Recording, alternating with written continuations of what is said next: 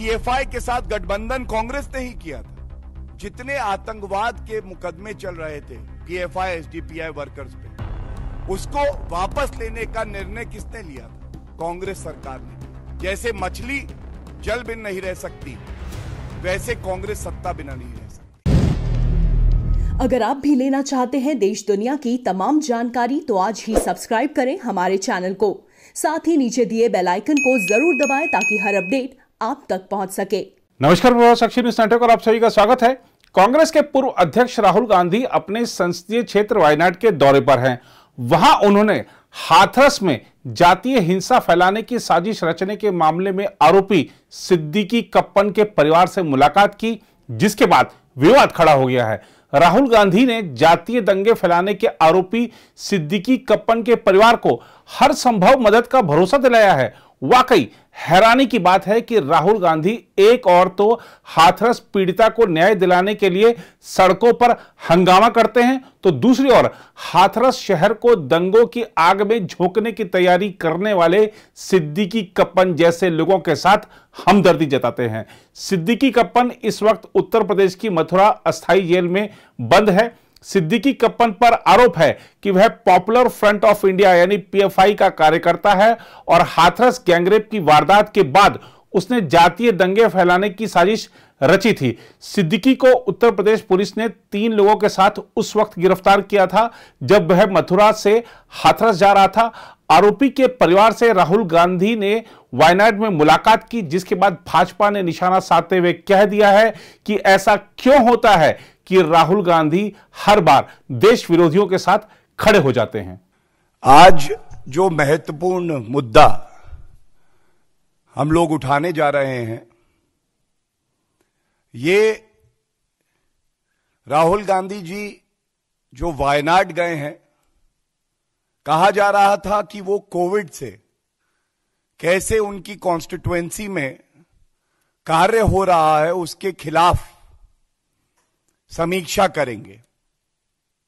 लेकिन प्रतीत हो रहा है कि राहुल गांधी वहां पे जो देश विरोधी वायरस है उसको आगे बढ़ाने के लिए गए हैं।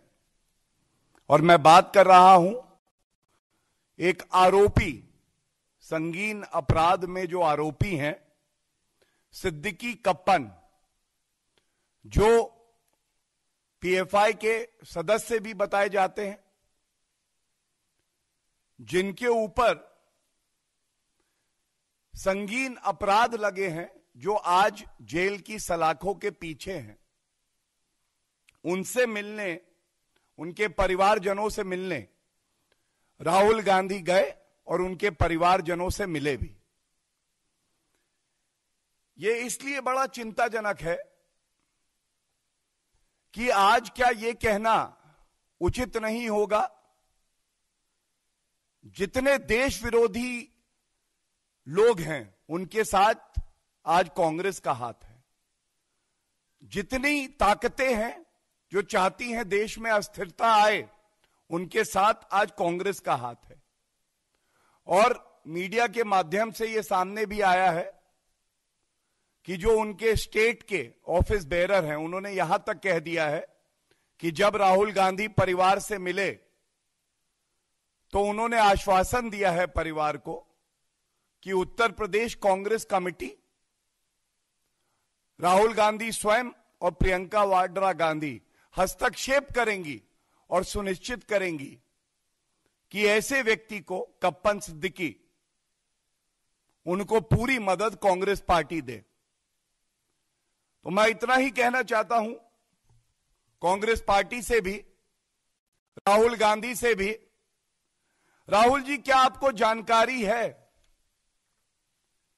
कि जिन धाराओं में ये व्यक्ति जो अपने आप को पत्रकार बताता है,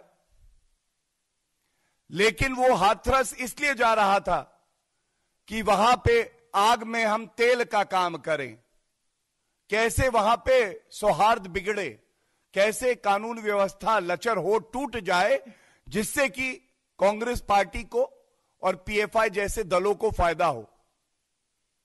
ये तो उत्तर प्रदेश पुलिस की त्वरित कार्रवाई थी कि इनको हिरासत में लिया गया, और यह जानकारी भी मैं आपको देना चाहूंगा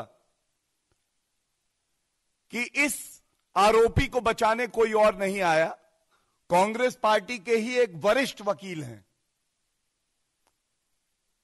जो नेता हैं, वो सर्वोच्च न्यायालय जाते हैं एक हेबियस कॉर्पस पिटीशन फाइल करने और कहते हैं इसको तुरंत छोड़ा जाए। सर्वोच्च न्यायालय ने कहा कि अभी हम इस पे कोई आदेश पारित नहीं करेंगे, और यह मामला आगे लग गया। तो सर्वोच्च न्यायालय जिस मामले को इतना गंभीर पाता है कि उस पे हस्तक्षेप नहीं करता, उसमें न्यायालय से ऊपर आज प्रियंका वाड्रा गांधी, राहुल गांधी, गांधी परिवार है, क्योंकि देश का कानून उन पे लागू नहीं होता है। क्या कांग्रेस पार्टी और राहुल गांधी को यह नहीं पता था कि जहां पे यह मुकदमा चल रहा है उस निचली अदालत ने क्या कहा? उन्होंने इनको बेल नहीं दी और यह आज भी हिरासत में है। तो ऐसा कहना गलत नहीं होगा कि आज केवल और केवल एक मकसद है कांग्रेस का, और वो मकसद है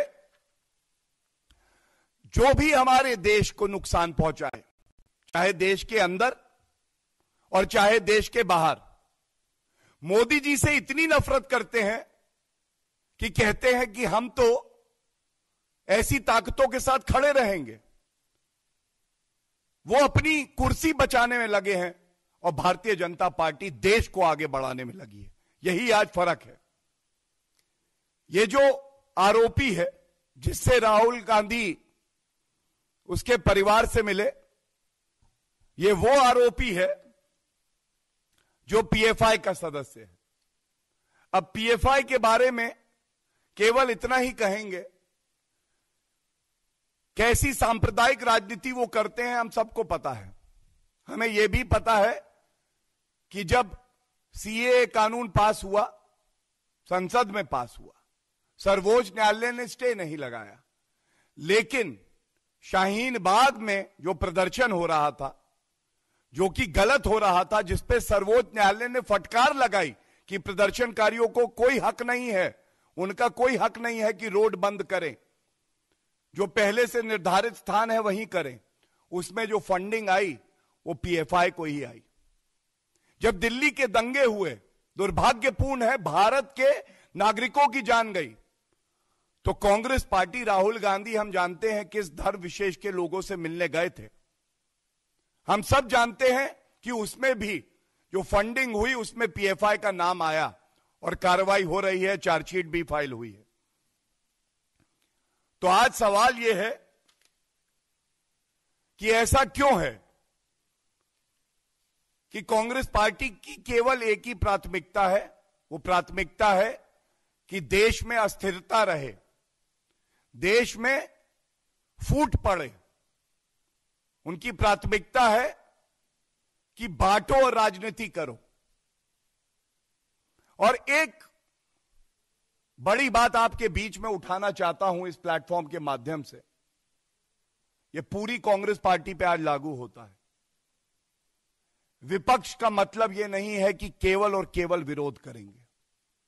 वो कहते हैं हम तो विपक्ष में, हमारा काम विरोध करना है। नहीं, विपक्ष का काम आलोचना करना हो सकता है, सुझाव देना हो सकता है, विपक्ष का काम प्रदर्शन करना हो सकता है, लेकिन विपक्ष का काम यह नहीं है कि देश को कमजोर करे। विपक्ष का काम यह नहीं है कि शशि थरूर जो है पाकिस्तान से अपने संबंध को और मधुर बनाए, चाहे उससे देश का नुकसान हो जाए।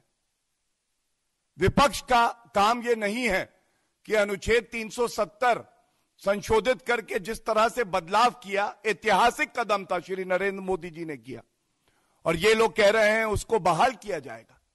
कांग्रेस उन ताकतों और पार्टियों के साथ खड़ी है जो ये कहती है कि अगर हमें चीन की मदद लेनी पड़े तो हम ले लेंगे। तो ये जो बिंदु आज उठाया है, इसका मुख्य कारण इतना ही है, विरोध करिए, आलोचना करिए, प्रदर्शन करिए, लेकिन ऐसा मत करिए कि जहां जहां देश विरोधी ताकतें होंगी वहां पंजा होगा। ऐसा मत करिए कि हमारे देश की स्थिरता को कोई अगर चोट पहुंचाएगा तो पीछे पंजा निकलेगा। पंजे का मतलब यह नहीं है कि आप देश को कमजोर करें।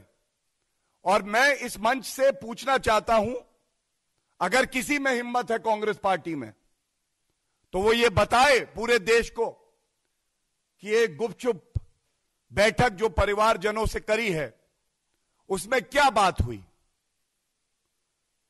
क्या पीएफआई और कांग्रेस आज एक है? चाहे पीएफआई के लिंक आतंकवादियों से पाए जाए या ऐसी फंडिंग से पाए जाए। और राहुल गांधी जी, क्या न्यायालय में और न्यायिक प्रक्रिया में आपका कोई विश्वास नहीं बचा है? बड़े भारी मन से मैं इतना ही कहूंगा कि कांग्रेस आज पर्याय बन गई है देश विरोधी ताकत का, और जनता सब देख रही है।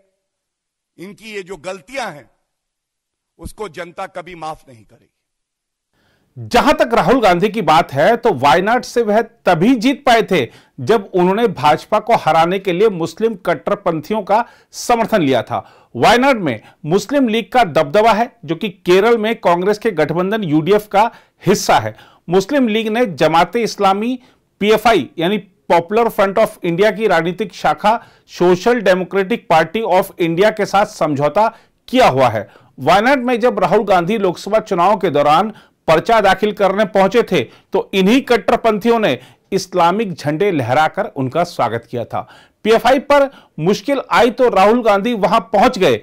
इसी तरह जब जेएनयू में भारत तेरे टुकड़े होंगे के नारे लगे थे, तब भी राहुल गांधी वहां नारे लगाने वालों के साथ जाकर खड़े हो गए थे। यह बात सभी जानते हैं कि पीएफआई हवाला से मिले पैसों से देश विरोधी काम करता है। हाल ही में सीएए विरोधी माहौल बनाने में भी इसी संगठन की महत्वपूर्ण भूमिका थी। ऐसे में राहुल गांधी का एक साजिश रचने वाले के समर्थन में खड़ा होना गंभीर सवाल खड़े करता है, जिसका उनकी पार्टी को जवाब देना होगा। एक बात आपको याद दिलाना चाहते हैं कि कांग्रेस ने वर्ष 2019 के लोकसभा चुनाव में अपने घोषणा पत्र में देशद्रोह कानून और अफस्पा को खत्म करने की बात कही थी।